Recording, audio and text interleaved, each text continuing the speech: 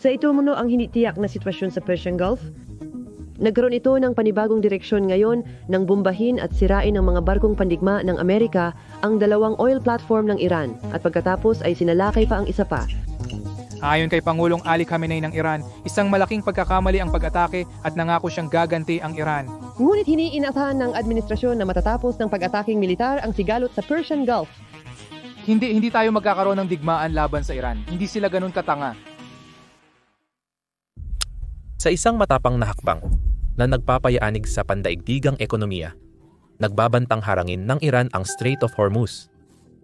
Ang makitid na daang tubig na ito ang nagdadala ng humigit kumulang 20% ng langis sa buong mundo na nagkakahalaga ng halos $1 bilyong araw-araw. Ang hakbang ng Iran ay tugon sa mga kamakailang airstrike ng United States sa kanilang mga pasilidad nuklear.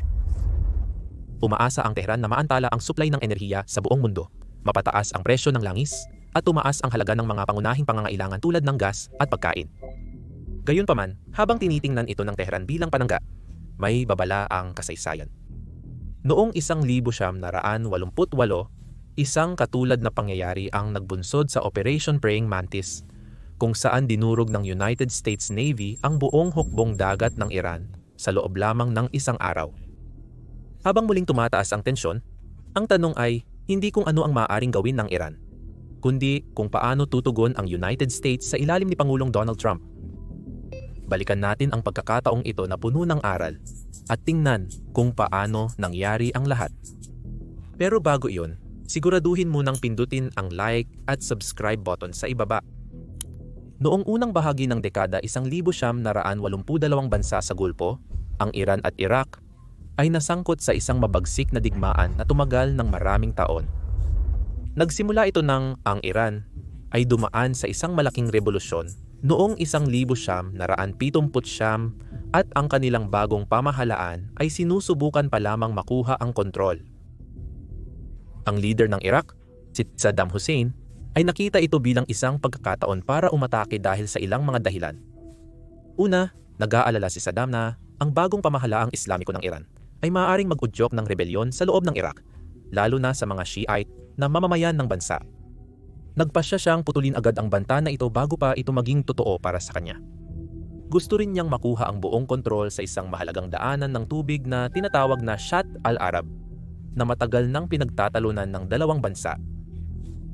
Ang ilog na ito ay dumadaloy sa hangganan ng Iran at Iraq, at mahalaga ito para sa pagpapadala ng langis. Kung sino man ang may kontrol dito ay may kalamangan at gusto itong makuha ni Saddam. Sa puntong iyon ng pagbabago, inisip niyang mahina at abala ang Iran, kaya ginawa niya ang kanyang hakbang. Pero hindi ito nangyari ayon sa plano. Ang inaasahan sanang madaling laban ay nauwi sa isang digmaan na tumagal ng 8 mahabang taon, kung saan parehong panig ay nawalan ng daan-daang libong tao at gumastos ng bilyon-bilyong piso. Naging isa ito sa pinakamadugong digmaan sa makabagong kasaysayan ng Gitnang Silangan. Habang tumatagal ang labanan hanggang sa huling bahagi ng dekada 80, parehong desperado ang magkabilang panig na saktan ang isa't isa at hindi na nila alintana kung sino man ang madamay sa gitna ng putukan. Naging isang larangan ng labanan ang Strait of Hormuz. Sinimulan ng Iran at Iraq na atakihin ang mga oil tanker. Sinusubukang putulin ang kita ng bawat isa mula sa pag-e-export ng langis. Parehong umaasa ang dalawang bansa sa pagbebenta ng langis para punduhan ang kanilang mga hukbo, at ang Persian Gulf ang pangunahing ruta para maihatid ang langis sa merkado. Ang Iraq, na sinuportahan ng ilang Arabong estado, ay nagsimulang umatake sa mga Iranian na tanker at pasilidad ng langis sa simula pa lang ng digmaan. Gumanti ang Iran sa pamamagitan ng pag-atake hindi lang sa mga barko ng Iraq, kundi pati na rin sa mga tanker mula sa mga neutral na bansa, lalo na yung sumusuporta sa Iraq, gaya ng Kuwait at Saudi Arabia. Gumamit ang hukbong dagat ng Iran at ang revolusyonaryong gwardiya ng mabilis na mga bangka, mga mina at maging mga misail para tamaan ang mga barko.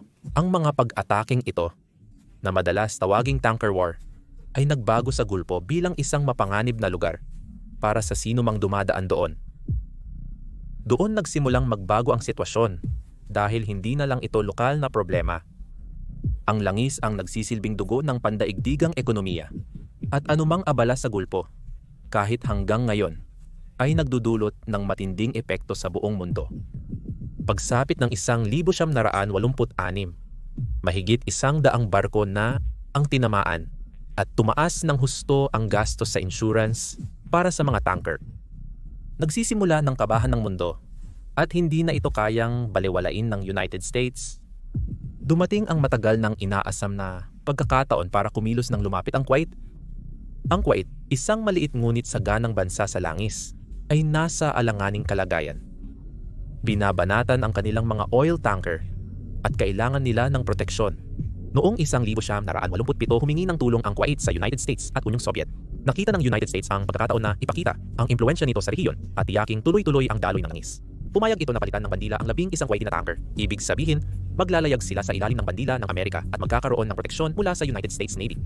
Tinawag itong Operation Earnest Will at nagsimula ito noong Hulyo ng 1987. Nagpadala ang United States ng mga barkong pandigma, kabilang ang mga frigate, destroyer at isang aircraft carrier para samahan ang mga tanker na ito sa pagdaan sa Gulpo. Isa itong matapang na hakbang, pero inilagay nito ang United States mismo sa gitna ng target ng Iran. Hindi nagustuhan ng Iran ang presensya ng mga barkong Amerikano sa itinuturing nitong sariling teritoryo at hindi ito nag-atubiling ipakita iyon. Doon nagsimula ang matinding alitan. Hindi naman ignorante ang United States Navy. Alam nila ang masamang balak ng Iran, kaya't batid nilang hindi magiging madali ang lahat. Hindi malaki ang hukbong dagat ng Iran, pero palaban ito. Meron silang halo-halong frigate, mabilis na attack boats, at speedboats na may mga missile at machine gun.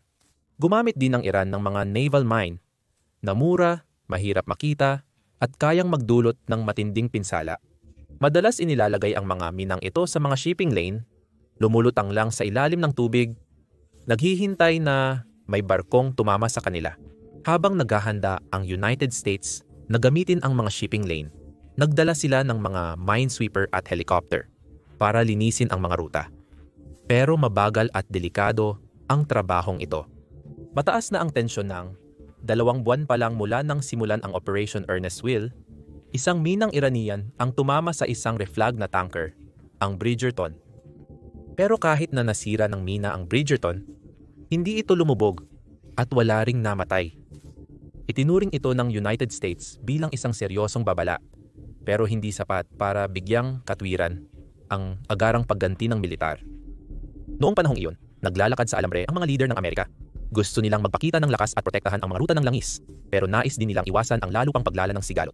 Sa halip na agad gumante, nagtuon ang United States sa paghihigpit ng seguridad, pagkalap ng impormasyon at paghahanda para sa mas maingat na tugon. Ang maingat na tugon na iyon ay darating hindi magtatagal pagkatapos. Noong Setyembre ng 1987,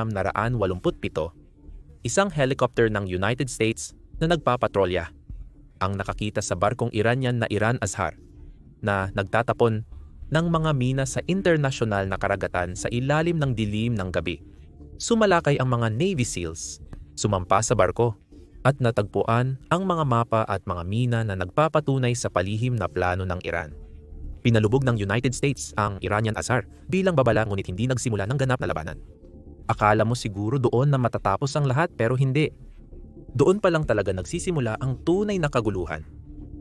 Isang umaga ng Oktubre, taong 1987, isang Kuwaiti oil tanker na tinatawag na Sea Isle City ang nakadaong malapit sa Kuwait, naghihintay na mapuno.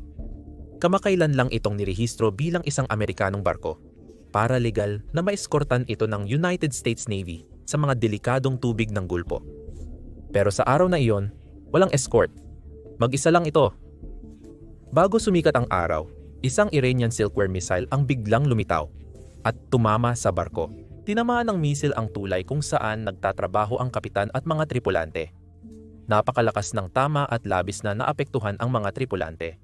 18 tao ang nasugatan, nabulag ang Amerikanong kapitan, at isa pang tripulante ang nawalan din ng paningin. Bagamat hindi lumubog ang tanker, malubha ang pinsala. Tulad ng maaring nahulaan mo na, nayanig ng pag-atake ang Washington, sinusubukan ng United States na iwasang madamay sa direktang labanan laban sa Iran. Kahit na sinasamahan na ng mga Amerikanong barko ang mga tanker sa ilalim ng Operation Earnest Will. Ngunit binago ng missile strike ang lahat. Sinadya ng Iran na paputukan ang isang barkong may watawat ng United States, hindi pwedeng hindi sagutin iyon. Kaya makalipas ang 3 araw, gumanti ang United States sa pamamagitan ng Operation Nimble Archer. Binomba ng mga destroyer ng Navy ang 2 oil platform ng Iran, ang Rostam at Rashadat, na ginagamit din bilang base ng mga speedboat para sa pag-atake. Nasunog ang mga platform, nasira ang kanilang radar at mga baril, at napahina ang kakayahan ng Iran na umatake sa Gulpo. Gusto ng United States na magsilbing babala iyon sa Iran para umatras sila, at pansamantala, naging epektibo ito. Mula huling bahagi ng 1,987 hanggang unang bahagi ng 1,988, naglaro ng tensyonadong taguan ang mga barko ng United States at mga bangka ng Iran. Nagpapalitan ng mga warning shot at habulan ng helicopter. Wala sa dalawang panig ang gustong magkaroon ng ganap na digmaan. Pero patuloy na tumitindi ang tensyon. Ang rurok ng lahat ng tensyong ito ay mararamdaman na lamang makalipas ang 6 na maikling buwan. Ngayon, mabilis tayong lilipat sa ika-14 ng Abril, 1988 kung saan nagkagulo ang lahat. Ang United States ship Samuel R. Roberts, isang guided missile frigate, ay naglalayag sa Golfo bilang bahagi ng isang escort mission. Isa itong makabagong barko, ginawa para maghanap ng mga submarino at protektahan ang ibang mga sasakyang pandagat. Napakalakas ng pagsabog. Nagdulot ito ng 15 talampakang butas sa katawan ng barko at muntik nang mahati ang barko sa 2. 10 mandaragat ang nasugatan, ang ilan ay malubha, ngunit dahil sa mabilis na pag-iisip ng mga tripulante, nailigtas ang lahat. Isinara nila ang mga binahang bahagi ng barko, inapat nila ang mga apoy, at sa kung anong paraan ay napalutang pa rin nila ang barko. Ang barkong Roberts ay bumalik sa daungan ng mabagal, ngunit ang pinsala ay isa na namang paalala. Para masiguradong walang maling akala, gumawa ng malalaking hakbang ang United States at sinubaybayan ang pinagmulan ng mina pabalik sa Iran. Sa pamamagitan ng pag-verify ng serial number nito, pinatunayan nito na hindi ito aksidente. Ang Iran ay sadyang nang-aasar sa United States dahil dito, nagkaroon ng matibay na ebidensya ang gobyerno. Hindi lang ito basta-bastang pag-atake. Isa itong tuwirang hamon sa presensya ng United States Navy sa Gulpo. Dala ang matibay na ebidensya, hindi papayag si Pangulong Ronald Reagan na palampasin ito. Napahiya na ang United States sa rehiyon, una noong 1979 Iran hostage crisis, kung saan sinakop ng mga estudyanteng Iranian ang embahada ng United States sa Tehran, at ginawang bihag ang 52 Amerikano. At muli, noong 1983 Beirut Barracks bombing, kung saan 241 tropang Amerikanong peacekeeper ang napatay. Gusto ni Reagan magpadala ng malinaw na mensahe: atakihin mo ang United States at magbabayad ka. Nagutos siya ng pagganti, pero kailangan itong maging eksakto, hindi isang ganap na digmaan. Ang plano, na tinawag na Operation Praying Mantis, ay mabilis na inihanda. Ang layunin ay tamaan ang hukbong dagat at mga gamit militar ng Iran sa Gulpo, na nakatuon sa 2 oil platform na ginagamit hindi lang para sa langis. Ang mga platform na ito, Sasin at Chusiri, ay mga command post ng Iran na nagkokoordina ng mga pag-atake at nangangalap ng impormasyon tungkol sa mga barko ng United States. Alam ni Reagan at ng kanyang Joint Chiefs na ang pagsira sa mga ito ay makakasama sa kakayahan ng Iran na umatake sa Gulpo, kaya't mapapalakas nila ang kanilang posisyon.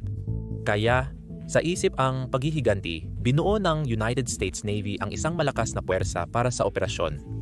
Itinakda para sa ika-18 ng Abril, 1988, 3 Surface Action Groups, o SAGs, ang inatasan sa iba't ibang target. Ang Surface Action Group Bravo na binubuo ng Destroyer United States Ship Merrill, Destroyer United States Ship Lynn McCormick, at Amphibious Ship United States Ship Trenton ang sasabak sa Sasan platform. Ang Surface Action Group Charlie na binubuo ng Cruiser United States Ship Wainwright, Frigate United States Ship Simpson, at Destroyer United States Ship Bagley ay inatasan sa Sea Ray platform. Ang ikatlong grupo, ang Surface Action Group Delta, na binubuo ng mga destroyer na United States Ship Jackson Williams, United States Ship O'Brien, at United States Ship Joseph Strauss ang haharap sa anumang barkong Iranian na lalabas para lumaban.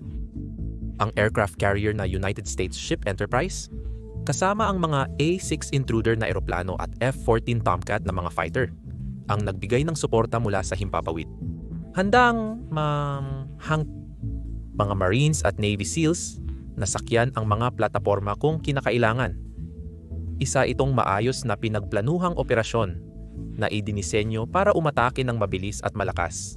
Nang maayos na ang lahat, oras na para kumilos. Maaga nagsimula ang umaga ng ika-18 ng Abril. Pagsapit ng madaling araw, pumesto na ang mga barko ng United States. Ang unang hakbang ay bigyan ng babala ang mga Iranian na nasa mga plataporma na lumikas. Ayaw ng United States na makapatay ng mga sibilyan o manggagawa sa langis.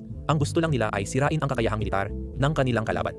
Para sa platapormang Sasan, nagpadala ng mensahe sa Ingles at Farsi ang Surface Action Group Bravo na binibigyan ng 5 minuto ang mga tropa para lumikas. Hindi nakinig ang mga Iranian. Sa halip, pinaputukan nila ng mga anti-aircraft gun ang mga barko ng United States. Iyon ang naging malaking pagkakamali nila. Pinaputukan ng Merrill at Lindsay McCormack gamit ang kanilang mga 5-inch na baril. Binomba ang plataporma ng mga high explosive na bala. Sumali rin ang mga Cobra helicopter na pinalilipad ng mga marino mula sa Trenton, nagpaputok ng mga rocket at misil. Nasira agad ang plataporma na nagpatunay sa tagumpay ng unang yugto ng misyon. Matapos man-neutralize ang Sasan platform, nagsimula na ang susunod na yugto. Nagpadala ng mga marino mula sa Trenton upang tiyakin na natapos ang misyon. Sumakay sila sa plataporma gamit ang helicopter, maingat na gumalaw sakaling may natitirang mga Iranian doon. Nakita nila ang isang sugatang sundalong Iranian at ilang iniwang mga armas, ngunit walang totoong paglaban. Naglagay ng mga pampasabog ang mga marino upang sirain ang natira, kabilang na ang mga kagamitan sa radar at komunikasyon na ginamit ng Iran para subaybayan ang mga barkong Amerikano. Kinuha rin nila ang ilang mga dokumento na naging mahalagang impormasyon tungkol sa mga operasyon ng Iran. Pagkatapos ng kanilang operasyon, tuluyan nang naparalisa ang plataporma ng Sasan at natapos na ang papel nito sa mga pag-atake ng Iran. Pero hindi pa tapos ang kabuuang misyon. Sa plataporma ng Siri, medyo iba ang nangyari. Sinunod ng Surface Action Group Charlie ang parehong plano.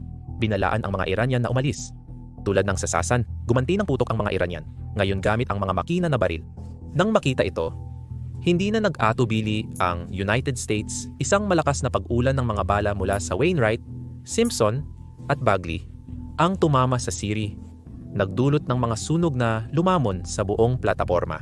Sumiklab ang mga apoy at makapal na itim na usok ang bumalot sa langit ng umaga, kitang-kita mula sa malayo.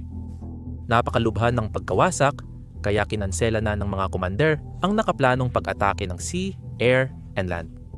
Wala nang kailangang sumampa sa platapormang naging naglalagablab na guho na lamang.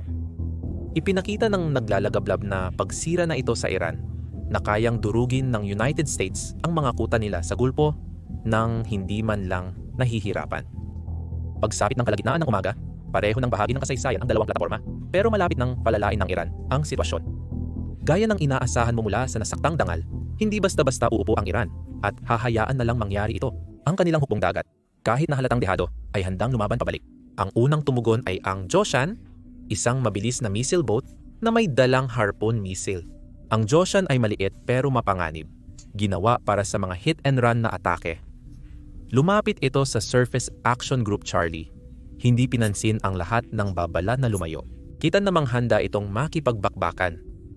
Pagkatapos, pinaputukan nito ng harpoon ang United States ship Wainwright. Gayunpaman, handa ang mga barko ng United States, nagpakawala ang Wainwright ng chaff, isang ulap ng mga metal na piraso na nagpalito sa radar ng missile, kaya't hindi tumama ang harpoon. Nang makita ang mapanganib na balak ng kalaban, hindi nag-atubili ang United States sa kanilang pagkontra. Gumanti ng putok ang Wainwright at Simpson gamit ang mga standard na missile at sarili nilang harpoon. Ang Joshan ay agad na tinamaan ng maraming beses at mabilis na lumubog, kasama ang humigit kumulang 30 tripulante nito na nalunod sa kailaliman ng dagat. Isa na namang matinding paalala iyon sa araw na iyon na ang paghamon ng harapan sa hukbong dagat ng United States ay isang masamang ideya. Ang paglubog ng Joshan ay simula pa lamang ng mga labanan sa dagat noong araw na iyon. Ang mas malalaking barko ng Iran ay papasok na sana sa labanan, ngunit higit na handa ang United States para sa kanila. Ang frigate na Sahand, isa sa pinakamakapangyarihang barko ng Iran, ay namataan na papalapit sa puwersa ng United States. Ang Sahand ay isang barkong gawa sa Britanya, armado ng mga misil at bombaril, at kilala ito sa pag-atake sa mga neutral na tanker.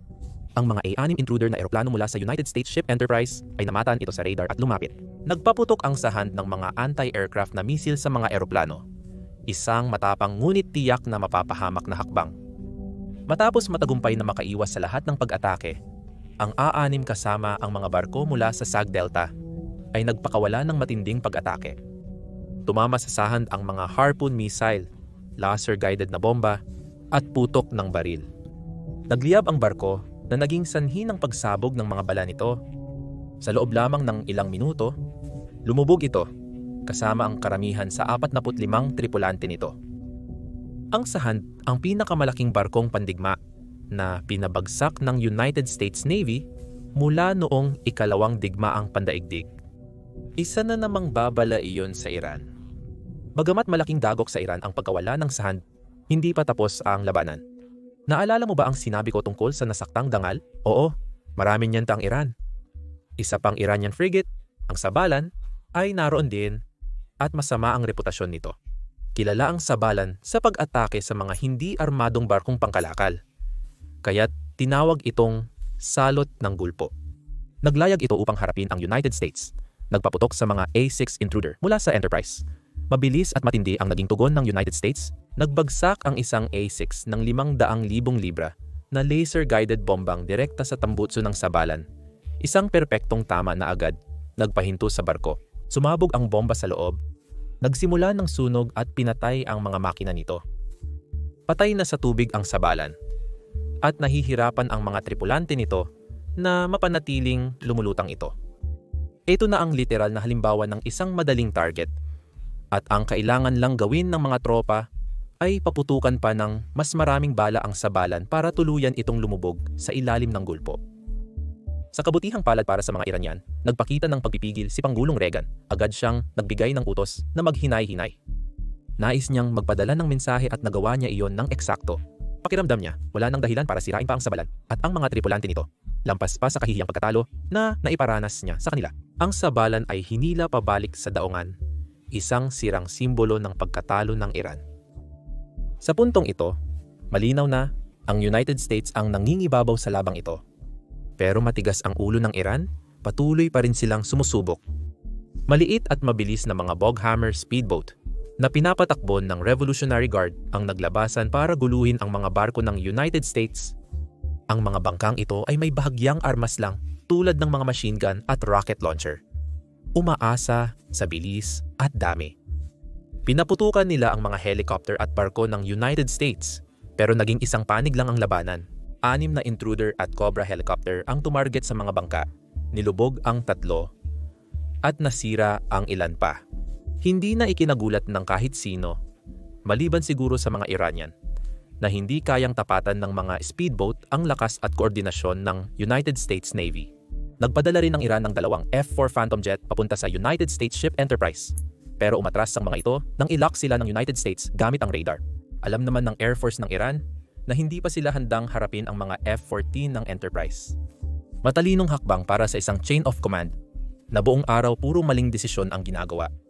Nakakalungkot nga lang, hindi naging walang kapalit ang operasyon para sa United States isang Marine Sea Cobra helicopter na bahagi ng pag-atake sa Sasan platform ang bumagsak habang naglalabanan.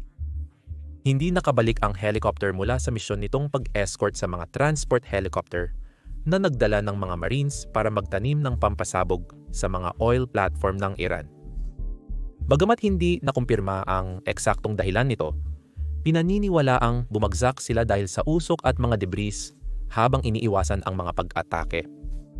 Ang 2 piloto ng Marine, sina Kapitan Stephen Leslie at Kapitan Kenneth Hill ay nasawi. Ang kanilang pagkawala ay isang malungkot na sandali sa isang matagumpay na operasyon. Pinarangalan ng United States Navy ang kanilang sakripisyo, ngunit hindi nito pinabagal ang misyon. Habang lumulubog ang araw noong ika-18 ng Abril, 1988 noong 1908, naghatid ang United States Navy ng matinding dagok sa mga puwersang pandagat ng Iran. Ang mga plataporma ng Sasan at Siri ay wasak na. Ang Joshan at Sahand ay nakahimlay na sa ilalim ng gulpo. Ang Sabalan ay umalis na halos hindi na makalakad, wasak at ilang mga speedboat ang nawala. Ang hukbong dagat ng Iran ay bugbog at malinaw ang mensaheng ipinadala ng United States. Ang pag-atake sa mga neutral na barko o sa hukbong dagat ng United States ay hindi palalampasin. Ngunit ang epekto ng araw na iyon ay umabot ng higit pa sa mga tubig ng gulpo. Binago nito kung paano nilapitan ng Iran at ng United States ang digmaang pandagat. Pinatatag ang mga alyansa at nagtakda ng pandaigdigang pamantayan para sa makabagong pakikidigma. Tara, mabilis nating balikan kung ano ang sumunod na nangyari at kung bakit patuloy pa rin itong naririnig hanggang sa taong 2025. Una sa lahat, ang pagkatalo ng Iran ay isang mapait na karanasan.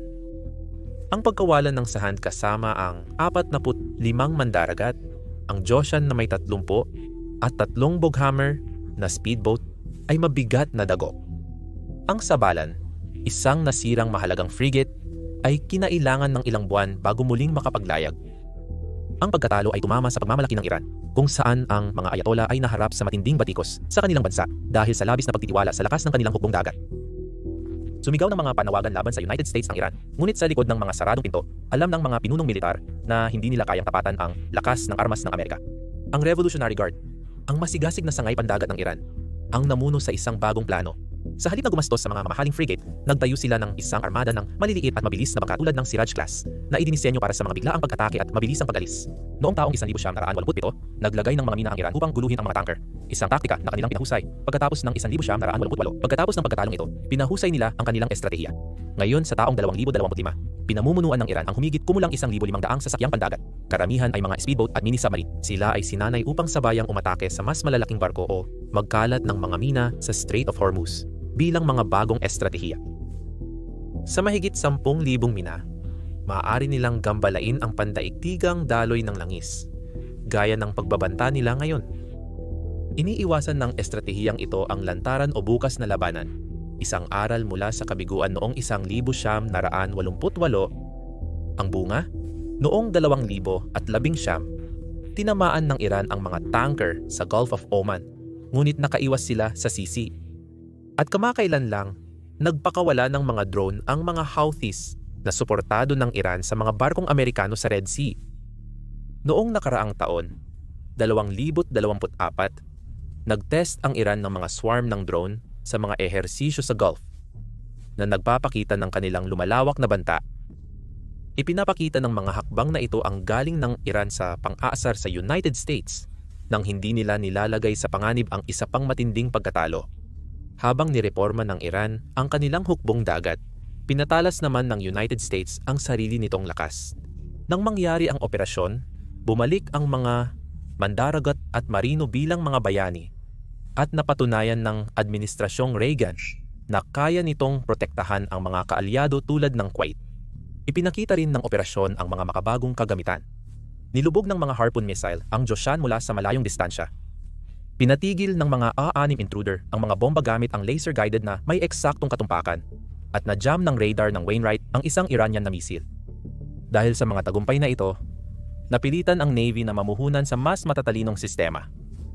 Kaya noong dekada 90, nagsimulang magsagawa ang Navy ng sunod-sunod na war games at simulation sa baybayin ng California. Ang mga pagsasanay na ito ay nakatuon sa kung paano mas magagamit ang mga misil ng mas flexible at eksakto. Lalo itong kinakailangan sa mga lugar kung saan mas mahirap tukuyin kung sino ang kaibigan at kalaban. Sinubukan nila ang mga bagong paraan ng pagtukoy ng target, mas mabilis na pagtugon, at mas mahusay na koordinasyon sa pagitan ng mga barko, eroplano at mga satellite. Bunga ng ganitong pananaliksik at pag-unlad, ngayon, sa taong 2025, ang mga barkong destroyer ng Arleigh Burke class ay may dalang SPY-6 radar na kayang subaybayan ang daan-daang target ng sabay-sabay. Ang mga F-35 na jet na pumalit sa A-6 ay sumusugod mula sa labas ng abot ng kalaban, habang ang mga MQ-4C Triton na drone ay nagpapatrolya sa Golpo. Nagmamasid ng mga mina o bangka araw at gabi. Ang mga Carrier Strike Group na may 7,000 mandaragat ay nagsasanay para sa mga swarm tactics ng Iran, isang tuwirang pagtukoy sa mga taktika ng Iran. Sa 200 bilyong budget na malayo sa 1 bilyon ng Iran, ang hukbong dagat ng United States ay handa sa halos anumang makabagong hamon. Ang kanilang pangingibabaw ay nakaugat sa tagumpay na iyon noong isang araw halos 4 na dekada na ang nakalipas. Kaya ano ang naging bunga ng pagkatalo? Sa totoo lang, humupa ang mga pag-atake ng Iran sa mga tanker matapos ang 1,988 na nagpakalma sa Gulpo. Pinalawak ang Operation Earnest Will para samahan ang lahat ng neutral na barko. Pinanatiling bukas ang daanan ng tubig hanggang sa tigil putukan ng digmaang Iran-Iraq noong Agosto ng 1988. Ang tagumpay na ito ay nagpatibay sa mga alyansa ng United States. Nagtiwala ang Kuwait, Saudi Arabia, at United Arab Emirates sa United States bilang kanilang panangga. Dahil dito, nagkaroon ng malaking base sa Bahrain, na ngayon ay tahanan ng 9,000 tauhan. Nagresulta rin ito sa patuloy na mga kasunduan sa depensa kasama ang mga bansa sa Gulpo hanggang ngayon. Noong panahong iyon, hinikayat ng mga bansang Europeo na umaasa sa langis mula sa Gulpo ang mas mahigpit na pagpapatrolya ng United States dahil sa takot sa pagtaas ng presyo. Ngayon, taunang isinasagawa ang mga pinagsamang pagsasanay kasama ang United Kingdom at Australia sa Gulpo, kung saan nagsasanay silang labanan ang mga missile boat. Ang mga kaalyado ng Iran tulad ng China at Rusya ay nagsasagawa ng mga magagarbong pagsasanay, ngunit kulang sila sa tibay ng pananatili ng United States. Ang China, na na-inspire ng Prang Mantis, ay nagtayo ng Type 052D na mga destroyer na may mga advanced na missile. Natutunan mula sa pinaghalong lakas ng himpapawid at dagat noong 1988. Tulad ng nakikita mo ngayon, ang operasyon ay naging blueprint para sa mga makabagong hukbong dagat na nagpapakita kung paano kayang talunin ng teknolohiya at pagtutulungan ang isang kalaban. Ang mga tubig ng Gulpo ay palaging naging entablado ng pagpapakitang gilas ng kapangyarihan, at ang Operasyon Praying Mantis ay isang pagpapakita ng lakas na hanggang ngayon ay nananatiling makapangyarihan. Noong araw na iyon noong 1988, tinuruan ng hukbong dagat ng Estados Unidos ang Iran ng isang mahirap na leksyon. Ang hamunin ang pinakamalakas na hukbong dagat sa mundo ay may mabigat na kapalit. Nanatiling bukas ang Persian Gulf para sa kalakalan at patuloy na umikot ang mundo sa langis nito. Ngayon, sa taong 2025, ang banta ng Iran na harangin ang Strait of Hormuz gamit ang mga mina at bangka ay muling bumuhay ng mga lumang alaala. Kung itutuloy ng Iran ang kanilang plano, tumataya sila sa isang mapanganib na hakbang, ang hukbong dagat ng United States na may 30 barko na nagpapatrolya mula sa Bahrain, mga F-35 jet na lumilipad sa himpapawid, at mga drone na nagmamasid sa bawat galaw ng tubig ay handang kumilos agad. Isang maling hakbang lang ay maaring magresulta sa paglubog ng mga speedboat ng Iran at pagwasak ng kanilang mga missile site sa loob lamang ng ilang oras, tulad ng nangyari 37 taon na ang nakalipas. Kung matutuloy ang blockade, tataas ang presyo ng langis na mas makakasama sa sariling mahina ng ekonomiya ng Iran kaysa sa iba. Mararamdaman ng Saudi Arabia, Qatar, at ng mga pandaigdigang merkado ang epekto, pero tuloy-tuloy pa rin ang daloy para sa United States gaya ng dati. Alam ng mga leader ng Iran ang posibilidad, pero nagpapakita pa rin sila ng tapang para ipakita ang kanilang pagmamalaki. Hindi nagsisinungaling ang kasaysayan. Makipag-away sa Navy ng United States, talo ka na agad. Kaya bakit pa susubukan ng Iran kung napakataas ng nakataya, nakamasid ang Gulf at naghihintay ang mundo? Alam na isang spark lang ang kailangan para magliyab ang apoy, na tanging United States lang ang makakapigil.